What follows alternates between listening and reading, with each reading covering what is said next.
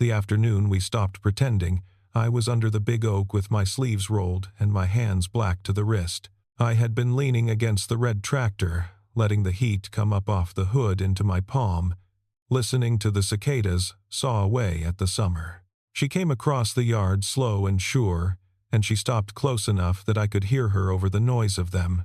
She whispered, "My father said you needed a wife." I held her gaze a long moment. "He was right," I said. Neither of us moved. On the dashboard, a small painted bird caught the light. My hand stayed flat on the warm red hood, and I did not take it away. My name is Sam Reeves, and I am 34 years old. I farm the same ground my grandfather broke and my father worked after him, a few 100 acres of hay and corn and pasture out past the edge of Shelbyville, Kentucky, where the county road turns to gravel and the fence lines run straight into the tree cover. When the crops are in and the weather turns, I fix machines, balers, combines, old tractors people have given up on. There is a certain kind of man around here who would rather keep a 40-year-old machine alive than trust a new one, and I am the man he calls. My hands tell the story better than I do.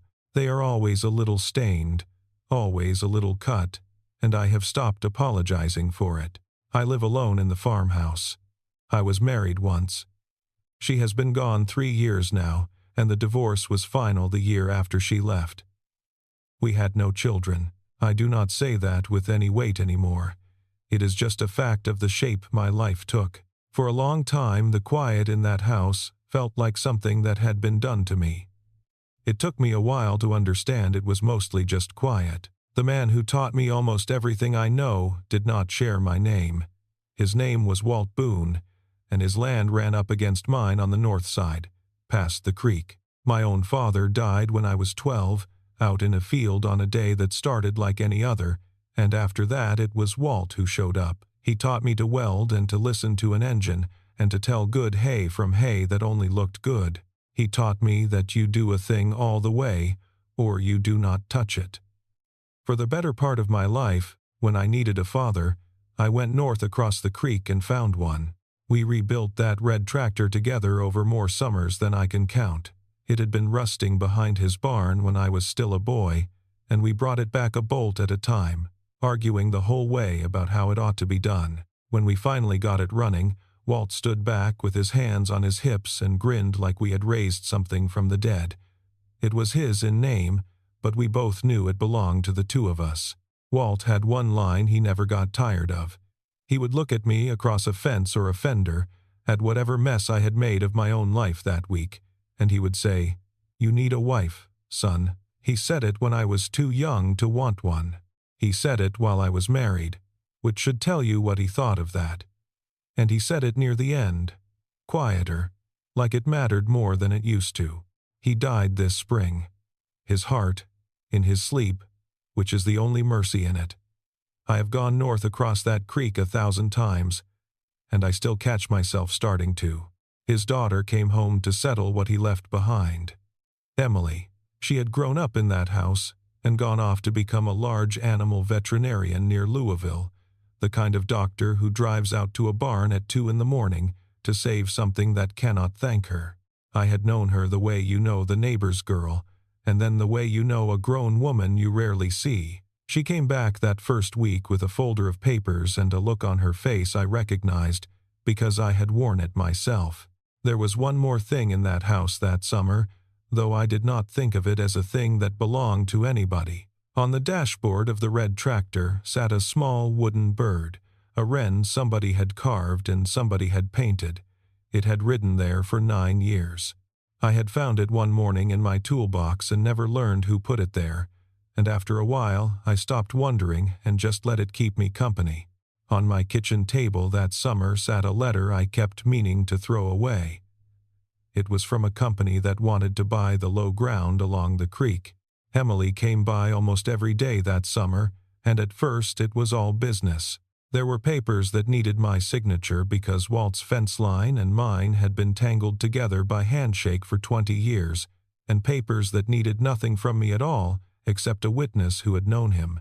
She would spread them on my kitchen table and walk me through them in a low, even voice, one hand flat on the page, and I would sign where she pointed, and that should have been the end of it. It was estate business. There was no reason on earth for it to take a whole summer, and somehow it took a whole summer. We fell into a rhythm without either of us deciding to. She would come up the road in the cool of the morning while the dew was still on the grass, and we would sit at the table with the folder, and then the folder would get set aside, and the day would open up into whatever the farm needed. By July I had stopped thinking of her visits as appointments. They were just the shape my days had taken, and I did not question the shape any more than I questioned the sunrise, because it was never really the end of it. She would finish with the folder, and then she would notice something. A gate off its hinge. A calf that was not right. A water trough gone green that I had been meaning to scrub for a week. The baler I had half torn apart in the barn and given up on for the day. And instead of leaving, she would set the folder down, roll up her sleeves, and go to work beside me like she had always been meant to be standing there. The first time still stops me when I think of it. One of my cows went down in the heat, the way they will, and I was standing over her feeling useless when Emily crossed the yard, knelt in the dirt without a word about her hands or her time, and brought that animal back with nothing but patience and the flat of her palm against its side. When it was over, she wiped her arm across her forehead and looked almost embarrassed, like she had let me see too much of herself. I told her she had likely saved me the price of that cow, and she waved it off and said any vet worth the name would have done the same, but I noticed she stayed on another hour just to be sure the animal was back on its feet. I asked her, once, where she had learned to set a calf's leg the way she had that morning. She did not look at me when she answered. She smiled at the barn instead. My father taught me to fix what's worth keeping, she said, and something in the way she said it stayed with me longer than it should have. She knew the place better than a visitor has any right to. She knew which drawer in my kitchen held the fuses before I could point. She knew that I take my coffee black and bitter, and that I leave the pot on the burner too long, and she started rescuing it before it went to tar, without ever making a thing of it. She knew where I kept the twine, and how I liked the barn doors chalked open on a hot day, and which board on the porch step to skip because it had gone soft the winter before last. Once she reached into the junk drawer for a flashlight without looking, the way you only do in a house you have lived in. I told myself she was just a country girl who had grown up next door, that she knew farms the way I knew them. I did not once ask myself how she knew mine. Looking back, I think half the county could see it before I could. Hazel could. Even my old dog could. The way he took to waiting at the end of the drive in the evenings for a truck that was not mine. But I had spent 3 years learning not to hope for anything, and a man who has trained himself that hard does not undo it in a single summer. I kept my eyes on the work never lied to me and never left, and it was about the only thing I still trusted, so I stayed down inside it where it felt safe.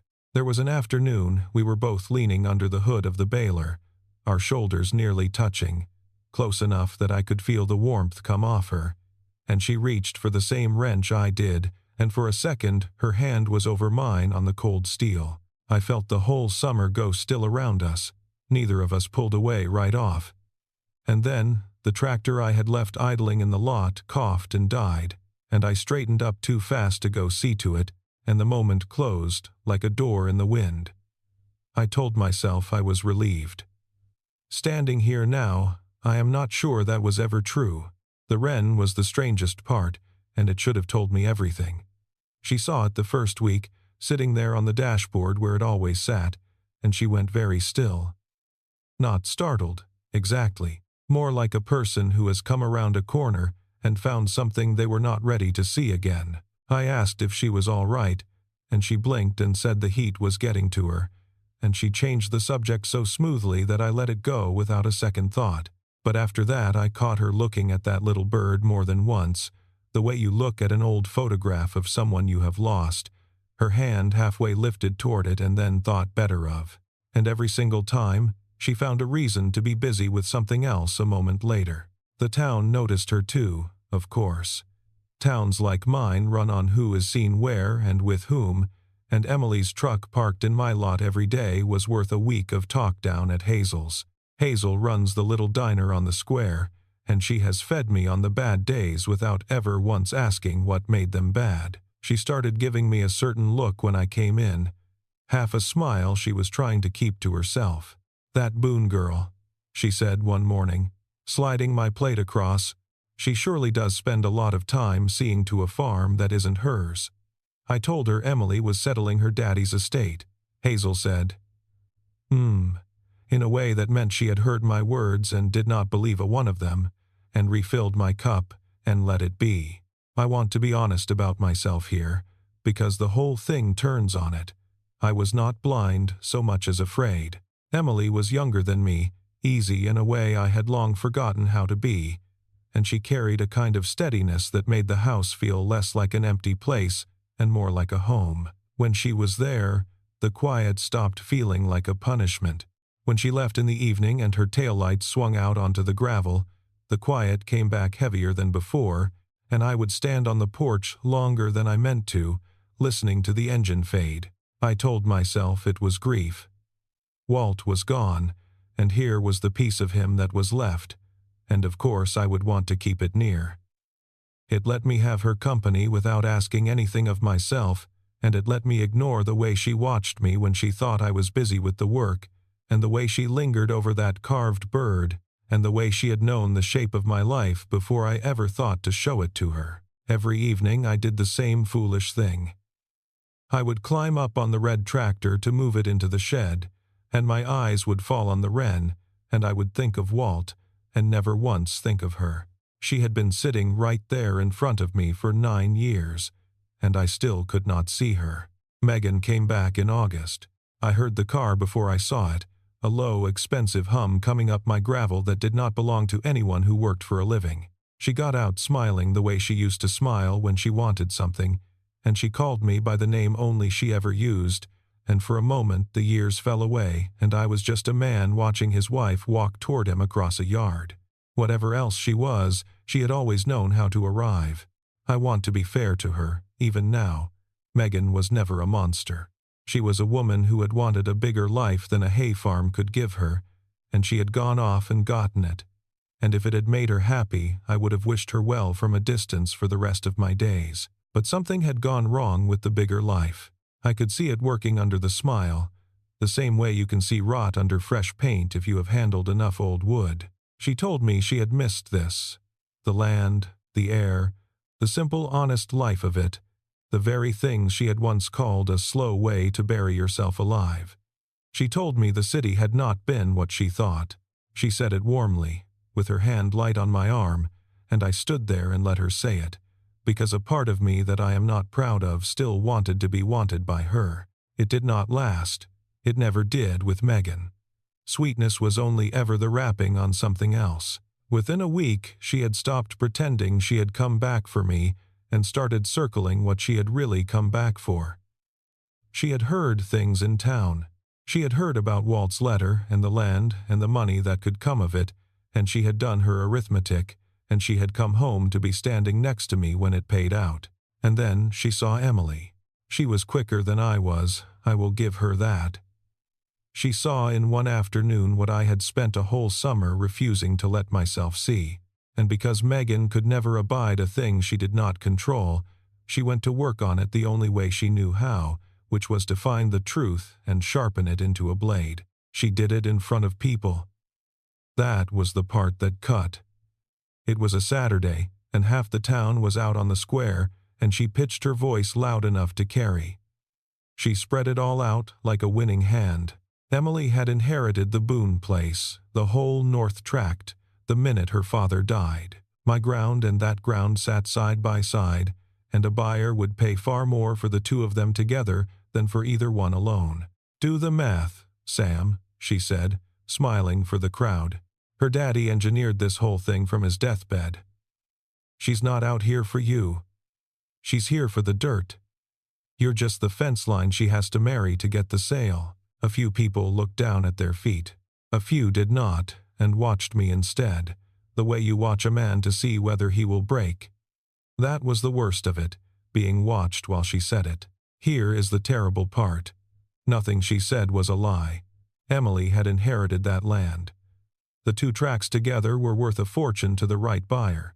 Walt, in his own gentle way, had spent years pushing the 2 of us toward each other. Every fact was true. Megan had only twisted the reason behind the facts, the way you can take a true thing and hold it at an angle until it throws a shadow shaped like a lie. I would like to tell you, I laughed in her face. I would like to tell you I stood on that square and defended Emily in front of God and the whole town. I did neither. I said nothing at all, which in a small town is the same as agreeing, and I drove home with her words rattling around in me, fitting themselves into every empty space I had, because that is what a lie does when it is built out of true parts. It finds the room you have already kept ready for it, and it worked on me. That is the shame I have to carry out of this story. It worked because it fit the tale I already believed about myself, that a man like me does not simply get to be loved, that there is always a catch, that when something good comes up my gravel road, there is a bill waiting behind it. Megan handed me a version of Emily that let me stay afraid, and afraid was the country I knew best. I keep coming back to that, how a man will believe the worst of a good thing, simply because the worst is a story he knows the ending to. Emily had spent a whole summer showing me who she was in 100 quiet ways, and Megan had spent 5 minutes telling me who she was not, and I gave the 5 minutes the greater weight. That was not something the town did to me. That was something I did to myself. That night I sat at my kitchen table and picked up the developer's letter, the one I had been ignoring since spring. I made myself read it this time, all the way down to the number at the bottom. I had never once looked at that number before. It was more money than my father and my grandfather had pulled out of this ground in their whole lives put together. I read it twice. I looked at it until it stopped looking like money and started looking like a way out, and then like a trap, and then like money again. I set the letter down, and my hand was not quite steady, and I hated that it was the number that had done it. Emily came by the next morning with the last of the papers, and she knew. She did not have to be told.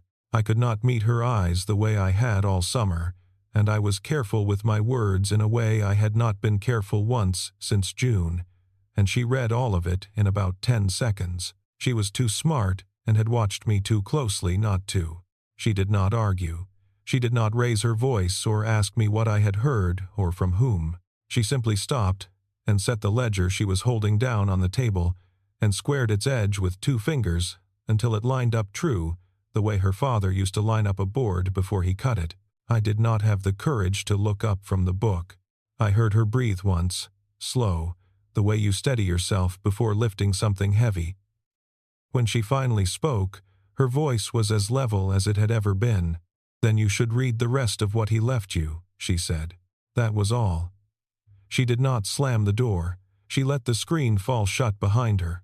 Soft, and I heard her truck start, and I heard the gravel under the tires, and then I heard the quiet come back into my house, heavier than it had been in 3 years of practice.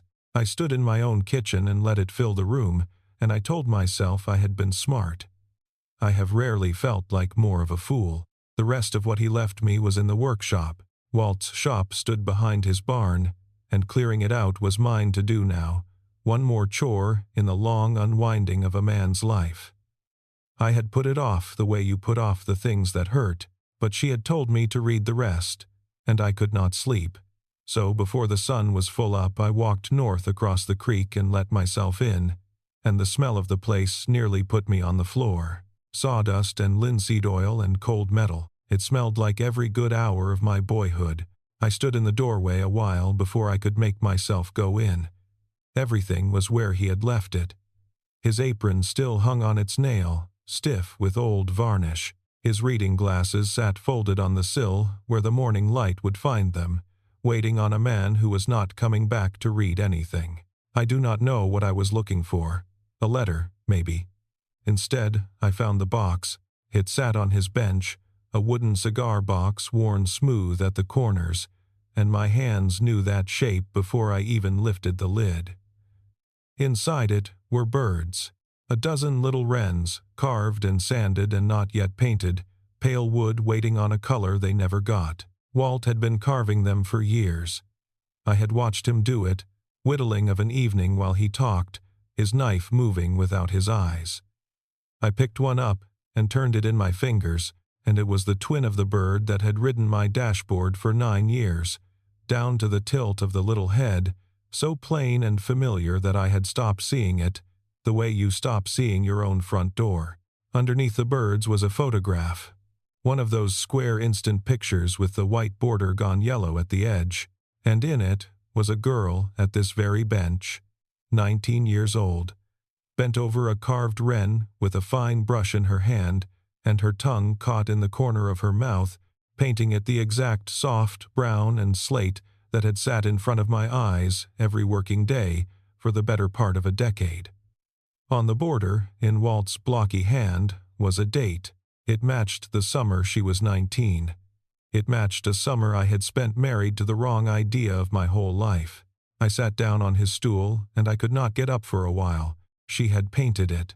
She had painted it and carried it across the creek and slipped it into my toolbox when I was 25 and too dumb to know I was being handed a whole heart, and she had never said a word, and I had married someone else in front of her, and she had gone away and become a doctor and come back a grown woman and watched me still not see it. 9 years. Waiting on a man too slow to ask the question. I had looked at that bird 10,000 mornings and called it a mystery, because a mystery asked nothing of me, and an answer would have asked for everything. There was a note tucked into the lid of the box, in Walt's hand, and it was short. It said what he had always said, the same 6 words, and then one line more that I had not earned. The bird was hers, it read. So was the reason.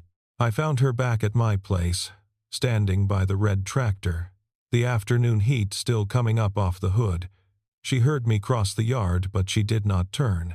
The wren sat on the dashboard between us, small and faded and patient as it had always been. I came up beside her with the photograph in my hand, and I did not know how to begin, so I just held it out where she could see it. She looked at it a long moment. Then she looked out at the fields, not at me. I painted it the summer I was 19, she said quietly. I never told you because you were happy, and then you were married. And then it was just easier to love you where you couldn't see it. She let out a slow breath. I came back for my father.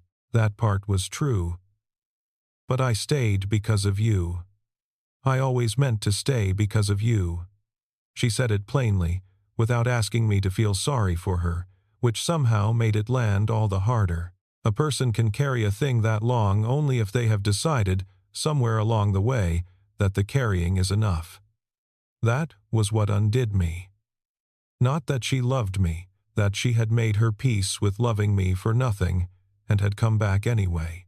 Then she stepped in close enough that I could hear her over the cicadas, and there was no give in her at all, only that steadiness that had held the house together all summer. My father said you needed a wife, she said, barely above a whisper. It was the truest thing anyone had ever said, standing in front of me. He was right, I told her, and I laid my hand over hers on the warm red hood, and I held it there. He was right about everything but the timing. I don't want the money, Sam, she said. I never wanted anything out here that could be sold. I'll tear up the offer myself, let them build their houses somewhere else. This was never about the dirt. And standing there under the oak with her hand warm beneath mine, and 9 years finally making sense, I chose her. It was the easiest thing I have ever done. We took it slow after that, and I am glad we did. I had rushed once and married a stranger. This time I wanted to earn the thing I already had. So we did it the way you do anything worth keeping out here. A day at a time. She kept a room at the Boone place, and I kept my house, and in the evenings we met in the middle, at the fence or the creek or her father's porch, and we talked the way we had never let ourselves talk. There were evenings we did nothing at all but sit on Walt's porch and watch the light go down over ground that had belonged to both our families longer than either of us had been alive. I did not need to fill that quiet with her, and that was how I knew, For 3 years the quiet had been my enemy. With her on that porch it was only the evening, and the evening was enough. I learned that she had loved me since she was a girl, and had made her whole quiet peace with never being loved back. She learned that I had spent 3 years believing I was a man built to be left. We handed each other those things carefully, like tools we were afraid to drop, and neither of us dropped them. I tore up the developer's letter at her kitchen table with her watching, and it felt better than any number at the bottom of a page ever could have. I did not do it for show. I did it because I had finally understood that the letter, and everything shaped like it, had only ever been a test of whether I could tell the difference between what shines and what stays, and I had failed that test once already with a woman who shone. I was not going to fail it twice. Some of my neighbors thought I was a fool for it. Land like that does not come up twice, they said. But I had spent one whole marriage chasing the brighter thing over the next hill, and I had finally figured out that everything I wanted was already standing on the ground under my own boots. We were married the following spring, in the yard, under the same big oak, with the red tractor parked where everyone could see it because it was as much family as anyone standing there. Emily's father was not there to give her away, and neither of us pretended otherwise, but we parked that old tractor at the edge of the crowd, close enough to lay a hand on, and in the only way that mattered, Walt stood up with us all the same. Hazel closed the diner for the day, and swore up and down that she had called it from the very start, and she had. It was a small wedding. It was exactly the right size. Let me tell you where I am telling this from, so you know it comes out all right. It is 2 summers on from that morning in the workshop. The 2 farms are one farm now. We took down the old fence between them, Emily and I, the fence our fathers had leaned on and argued over for 30 years, and we let the 2 places become the single thing they always should have been. The hay runs unbroken now from her father's north field down to my creek. That red tractor still starts on the first cold turn of the key, every time, the way Walt built it to. The wren sits on our mantel now. She was the one who put it there, the first week she moved into the farmhouse for good.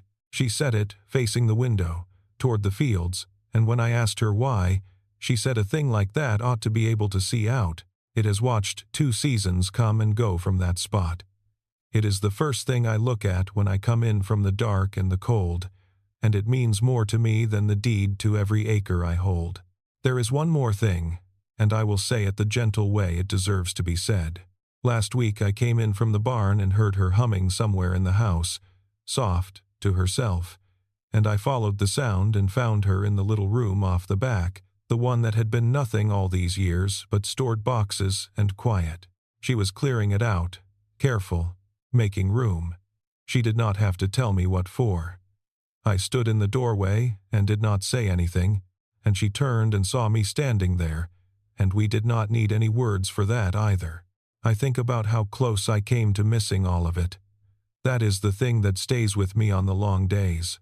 One louder voice, one afternoon of my own old fear, and I might have signed the paper and taken the money and let her drive off down my gravel for the last time, still believing I was a man who did not get to be happy. I came that close.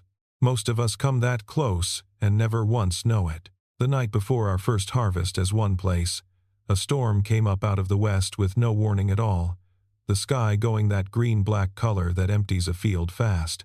We ran for the barn together to get the big doors shut before the wind took them, and we did not make it dry. For a moment the 2 of us just stood in the mouth of that barn and watched the water come sideways past the opening, breathing hard from the run, the whole sky cracking open over the hay we had spent all summer growing.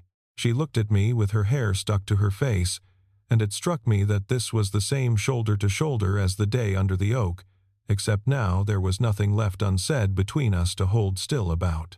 I thought, plain as anything, that I would take 100 storms if this was who I got to close the doors with. Megan did not stay in town long. When it was clear there was no sale and no man to be gotten out of me, there was nothing here she wanted, and she went back to the city she had chosen the first time. I hold nothing against her now. She showed me what I was afraid of by wearing its face for a while, and in her own backward way, she is part of how I finally came to see the woman who had been standing right in front of me the whole time. I have had a lot of quiet evenings to think about what happened out here, and this is what I have landed on. The loud ones will always tell you exactly what you want to hear. They are good at it. It is how they get in the door. They arrive with a smile and an easy answer and a version of the future that costs you nothing to imagine. And the quiet ones just stay. They do not announce themselves. They fix your baler and catch your coffee off the burner and paint a small bird and set it where you will see it every day. And they wait, sometimes for years, for you to be still enough to notice. The truth is like that too. It does not shout. It does not have to. It just keeps showing up in the same plain spot, patient as a carved wren on a dashboard, until the day you finally look up and understand it was there the whole time. I am not a man who talks this way as a rule. Walt would have laughed to hear me try, but he is the one who kept saying it all those years, so I figure he gets the credit for the sermon too. For 9 years, a small painted bird waited on my dashboard for me to notice who put it there. Some love is like that. It never shouts. It just keeps showing up until you finally look up and see it was there all along. So let me ask you 2 things before you go. Have you ever missed something true because you were too busy listening to something loud? And if someone had loved you quietly for years, would you have noticed in time? If this story stayed with you, tap like and subscribe for more like it, and tell me in the comments, who is the quiet one in your life you almost overlooked?